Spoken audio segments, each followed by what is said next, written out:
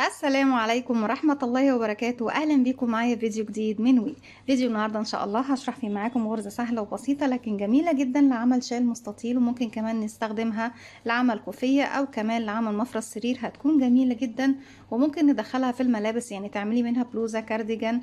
غرزتنا سهلة وبسيطة وممكن نستغلها أكتر من استغلال. أتمنى إن هي تكون سهلة وبسيطة عليكم وكمان تنول أعجابكم. ما تنسوش فضلا ليس أمرا إذا عجبكم الفيديو تدعموني بلايك وشير وسبسكرايب. عدد سلاسل البداية الخاص بغرزتنا النهاردة هي مضاعفات رقم 10، يعني بفضل أضعف 10 10 10 10، وفي النهاية بزود سلسلتين. بسم الله الرحمن الرحيم. هشتغل معاكم بخيط صوف متوسط سمك مع إبرة رقم 3.5 ملم. هسيب مسافة من الخيط وألف الخيط حلقة على الهواء. بدخل داخل الحلقة، أسحب الخيط وأخرج منها. طرف الخيط بشده بقفل عقدة البداية. بيكون عندي على الإبرة حلقة، بلف الخيط وأخرج منها. بسم الله، 1 2 3 4 5 6 7 8 9 10. ارجع تاني اكرر، 1 2 3 4 5 6 7 8 9 10، وهكذا كمان 10 سلاسل. 1 2 3 4 5 6 7 8 9 10. زي ما احنا شايفين كده ضعفنا رقم 10 3 مرات. في النهاية بزود سلسلتين، 1 2.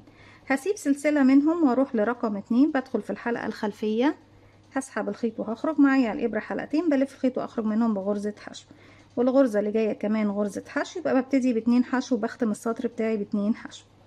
هاخد 3 سلاسل مسافة، 1 2 3، وهلف الخيط على الإبرة. هعد من تحت 1 2 3، وبدخل في الحلقة الخلفية رقم 4. هسحب الخيط وهخرج معايا على الإبرة 3 حلقات. بلف الخيط وأخرج من حلقتين، يتبقوا 2 بلف الخيط وأخرج منهم. كده بكون اشتغلت عمود بلفة. داخل العمود بلفة هاخد سلسلتين مسافة والف الخيط على الابره، وفي نفس الفراغ تاني هدخل اشتغل عمود بلفه كمان. بعد كده 3 سلسله، 1 2 3. هسيب من تحت 1 2 3، وهروح ل3 فراغات جايين بشتغل 3 غرزه حشو. 1 2 حشو 3. هرجع تاني واكرر 3 سلسله، 1 2 3، والف الخيط على الابره.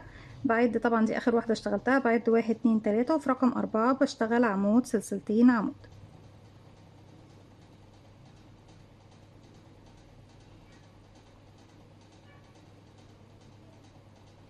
3 سلسلة، 1 2 3. بعد 1 2 3، وبشتغل 3 غرز حشو على 3 سلاسل جاي كده. 1 2 3. اكرر دوت لغاية ما بوصل لنهاية السطر. في نهاية السطر بيكون معايا 2 غرزة حشو. في نهاية السطر بعد ما اشتغلت عمود سلسلتين عمود، اخدت 3 سلاسل، وبعد 1 2 3، واخر فراغين بنشغل فيهم 2 غرزة حشو. زي ما ابتديت بختم السطر زي ما احنا شايفين بالشكل دوت. بيكون شكل سطرنا بالشكل ده. هرتفع سلسلة واحدة والف شغلي، واول غرزة بشغل عليها غرزة حشو واحدة. بعد كده باخد 4 سلاسل مسافة، 1 2 3 4. تحت كنت باخد 3، فوق باخد 4 يا بنات في سطر رقم 2. هلف الخيط على الإبرة وداخل بسيب ال4 سلاسل وبسيب العمود الأول والأخير، وبروح داخل الصدفة المكونة من عمود سلسلتين عمود. داخل السلسلتين بكون 5 غرزة عمود بلف. 1 2 3 4 5 زي ما احنا شايفين. بعد كده هاخد 4 سلسلة، 1 2 3 4. هروح فين يا بنات؟ شايفين بسيب السلاسل التلاتة وبعد 1 2 3، دول 3 حشو. هسيب اول واحدة واخر واحدة، وهاجي في المنتصف هنا اللي في السنتر عندهم منتصف الغرزتين، وبشغل غرزة حشو. ارجع تاني 4 سلسلة، 1 2 3 4. الف الخيط على الابرة وداخل السلسلتين بكون تاني 5 غرزة عمود بلفة. اخد 4 سلسلة وبشغل هنا في منتصف الحشو، هنا في الغرزة التانية غرزة حشو. 4 سلسلة، 5 عمود، 4 سلسلة، وفي اخر غرزة عندي بشغل غرزة حشو. هكمل وارجع لكم نكمل مع بعض. في نهاية السطر زي ما احنا شايفين بعد ما اشتغلت 5 عمود بلفة و4 سلسلة بعد منهم بروح لآخر غرزة عندي وبشغل غرزة حشو. السطر اللي جاي بيبتدي بعمود ب2 لفة وبعد منه سلسلتين. ارتفاعنا للعمود ب2 لفة بيكون 4 سلسلة وبعديه سلسلتين، يعني هرتفع 6 سلسلة. 1 2 3 4 5 6. وزي ما قلنا ان الستة سلسلة دول مقسمين، اللي 4 سلسلة الاوائل بيكونوا عمود ب2 لفة، والسلسلتين اللي بعديهم مسافة ما بين العمود اللي بنشتغل والمكان التاني اللي هروح اشتغل فيه مباشرة، وهو ال5 غرزة عمود بلفة اللي عندي في السطر اللي تحت. بروح اشتغل فوق كل غرزة منهم غرزة حشو. 1 2. وزي ما احنا شايفين ده طبعا ايه شكل العمود ب2 لفة بيكون كده، وسلسلتين في النهاية بردك بشتغل سلسلتين عمود ب2 لفة في الاخر كده. 1 2 حشو، 3 4 5 7 سلسلة. 1 2 3 4 5 6 7. هسيب ايه يا بنات بقى؟ هسيب ال4 سلسلة والحشو وال4 سلسلة واروح لل5 واشتغل 5 غرزة حشو فوق كل عمود غرزة حشو واحدة كده. 1 2 3 4 5. 1 2 3 4 5 6 7. نسيب المكان ده كله سلاسل 4 وحشو سلاسل 4 وفوق ال5 حشو، بقى ال5 عمود بنشتغل 5 حشو. 2 3 4 5. اخدنا في البداية بعد العمود ب2 لفة سلسلتين، يبقى في النهاية نفس النظام. باخد كام سلسلة؟ 1 2، وهروح بقى في اخر فراغ موجود عندي هنا واشتغل عمود ب2 لفة. ازاي بشتغل عمود ب2 لفة؟ بيكون عندي على الابرة حلقة بلف 1 2، يعني الف الخيط على الابرة مرتين، بقى معايا 3 حلقات الاساسية واللفتين اللي لفتهم. هدخل فوق الغرزة الاخيرة اسحب الخيط واخرج، معايا على الابرة 4 حلقات. الف الخيط واخرج من حلقتين يتبقوا 3، الف الخيط واخرج من حلقتين يتبقوا 2، الف الخيط واخرج منهم. يعني بلف الخيط واخرج من حلقتين 3 مرات زي ما احنا شايفين. وبكده بكون ابتديت بعمود ب2 لفة سلسلتين وختمت بسلسلتين عمود ب2 لفة.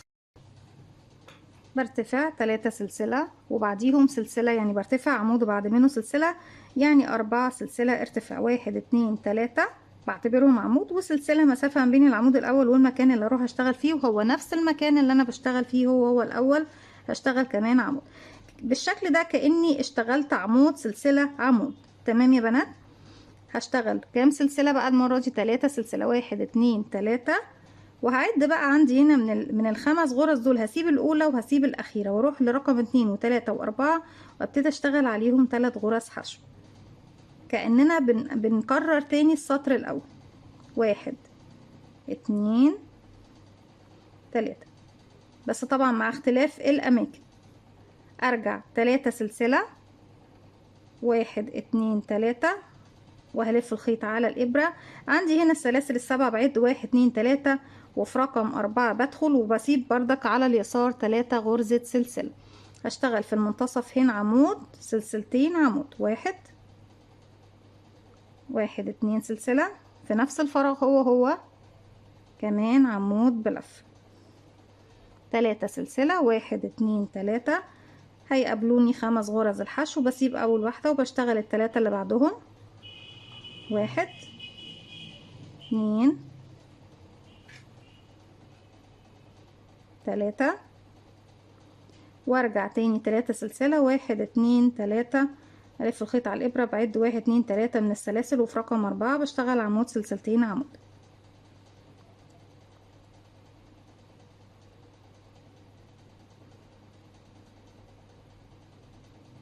1 2 3. نسيب اول غرزة من الحشو ونروح لل3 اللي بعدهم بشتغل عليهم 3 حشو. 1 2 3. زي ما ابتديت بختم السطر. عندي هنا 1 2 3. 1 2 3 سلسلة وبلف الخيط على الإبرة. تحت بسيب سلسلتين وبروح للسلسلة الأخيرة اللي هي رقم 4. لو عدينا من تحت 1 2 3 دي رقم 4، هشتغل فيها عمود سلسلة عمود في نفس الفراغ بالشكل ده زي ما احنا شايفين اهو. كده ببتدي أكون نفس الشكل معايا بس على اختلاف الاماكن. عندي هنا كان الشكل اللي هي زي السنبله دي 1 2 3، هنا بقى عندي نص السنبله ونص السنبله، يبقوا دول الاتنين كده، دول البدايه والنهايه بنعتبرهم عدد واحد بس، واتنين وتلاته بيكونوا في المنتصف زي ما احنا شايفين. برتفع في نفس المكان اللي انا واقفه فيه 3 سلسله، 1 2 3، والف شغل الناحيه التانية، وداخل السلسله بشتغل كمان 2 عمود بلفه كده، 1 2، وبعتبر طبعا ان بدايه السطر عندي هنا فيهم 3 غرزه عمود بلفه، 1 2 3 4 سلسله، ابتدينا بقى 3 عمود وبعد كده باخد 4 سلسله. هاجي بقى للثلاث غرز حشو، بسيب اول واحده واخر واحده، وفي المنتصف بشغل غرزه حشو واحده، 4 سلسله، 1 2 3 4. هروح فين يا بنات؟ في الصدفه دي بكون 5 غرزه عمود بلفه، 1 2 3 4 5. 4 سلسلة، 1 2 3 4، منتصف غرز الحشو، في المنتصف هنا غرزة حشو، 1 2 3 4، 5 عمود داخل الصدفة فوق السلسلتين، 1 2 3 4 5. 4 سلسلة، 1 2 3 4، غرزة الحشو في المنتصف، بسيب أول واحدة وآخر واحدة، في المنتصف بشغل غرزة حشو، 4 سلسلة، 1 2 3، بس السلسلة دي طويلة شوية، 2 3، ولف الخيط على الإبرة، وداخل السلاسل عندي هنا بشتغل السلسلة دي بشتغل 2 عمود، 1 2، وداخل تالت سلسلة ارتفاع 1 2 رقم 3 بشغل فيها عمود بلفة 1. وليه بشغل في تالت سلسلة؟ علشان الشغل بتاعي يكون طبعا مبتدي سليم ومنتهي سليم، يعني مفيش عندي اي وربة في الجانبين، عشان في بنات كتير بيشتكوا بيقولوا لي بعد ما بنشتغل الشغل بنحس ان الشغل جه مايل او جه فيه وربة من هنا او معوج من هنا وكده في اعوجاج. لا يا بنات، خدوا بالكم من النقاط البسيطة، ان احنا دايما ناخد بالنا في اول السطر بشتغل فين، وفي نهاية السطر بشتغل فين، وفي المنتصف برضك بشتغل فين.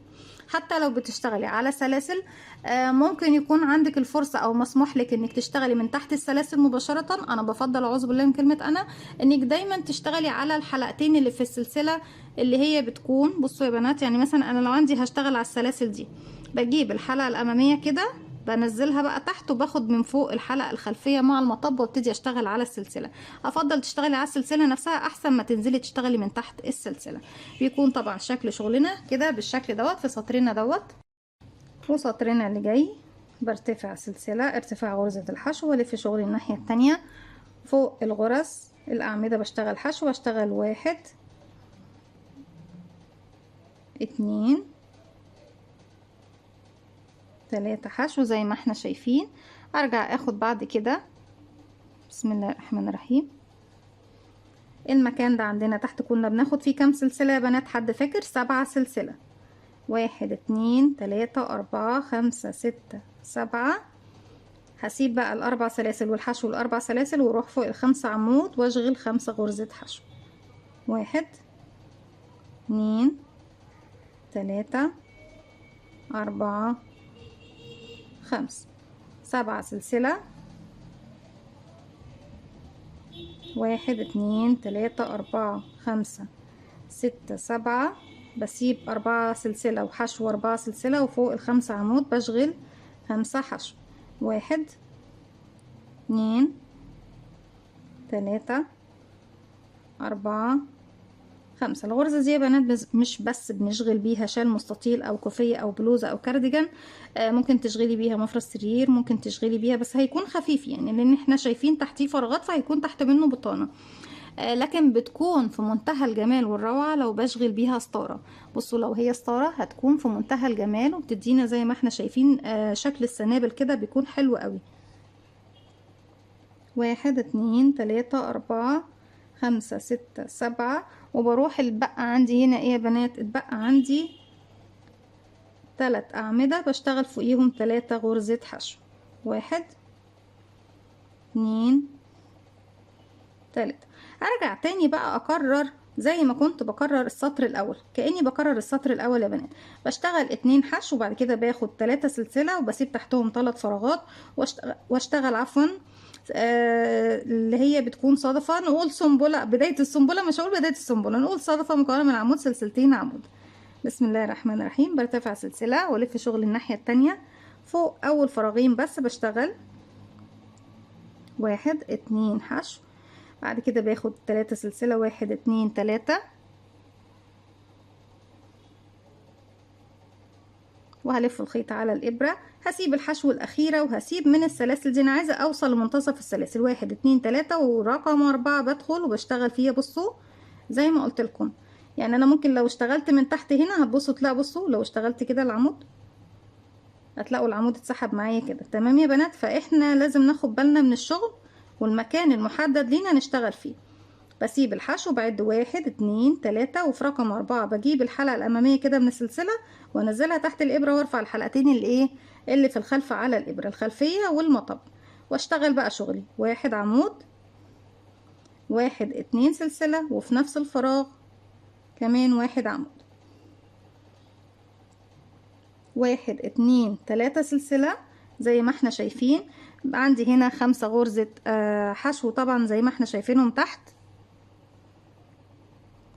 بسيب اول واحدة منهم واخر واحدة منهم، بعد اول واحدة بسيبها واروح اشتغل 3 حشو 1 2 3 وارجع تاني بنفس الطريقة 3 سلسلة وفي منتصف السلاسل هنا بشتغل عمود سلسلتين عمود 3 سلاسل واروح هنا اشتغل 3 حشو 3 سلاسل عمود سلسلتين عمود 3 سلاسل 2 حشو في النهاية، وارجع اكرر بقى السطر رقم 2 و3 و4.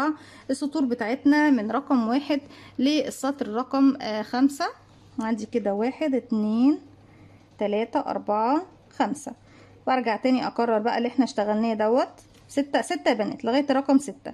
ارجع اكرر 1 2 3 4 5 6، يعني من 1 ل6 بنفضل نكرر لغاية ما نوصل لنهاية شغلنا بنفس الطريقة دي. كانت فكرة الفيديو النهاردة، اتمنى تكون سهلة وبسيطة عليكم وكمان تنول اعجابكم. ما تنسوش فضلا ليس امرا اذا عجبكم الفيديو تدعموني بلايك وشير وسبسكرايب واستنوني في فيديو جديد من وي. ومتنسوش كمان تفعلوا زرار الجرس يوصلكم مني كل جديد.